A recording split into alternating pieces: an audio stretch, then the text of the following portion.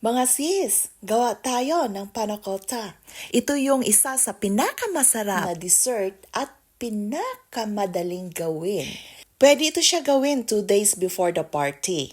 Yung mga ingredients ko po pala dito is improvise ko na. So, itong ingredients is akin na talaga. Yung base natin is gelatin. Yan ang unang gawin para ma-stay siya sa fridge overnight. Para mag-set na siya bago natin ilagay yung second layer. Ang first na ingredients natin is 300 ml thickened cream or all-purpose cream.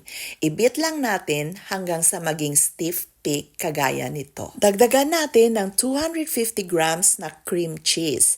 Ibit natin ito hanggang sa maging well-incorporate sa thick cream. Pagkatapos niyan, dagdagan natin ng 130 grams condensed milk. So, continue lang sa pagbit hanggang sa maging well-incorporate ang lahat na ingredients. I-scrape lang natin yung tabi para mahalo sila ng mabuti.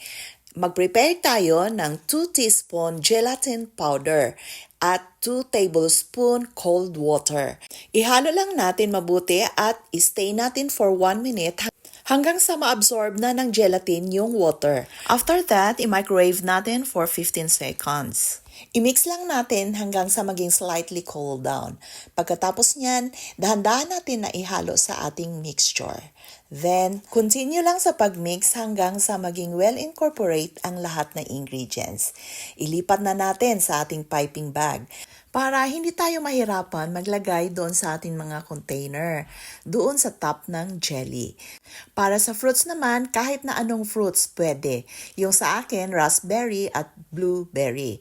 And then, yung green naman is nilagyan ko ng rosemary since rosemary ang available sa garden ko.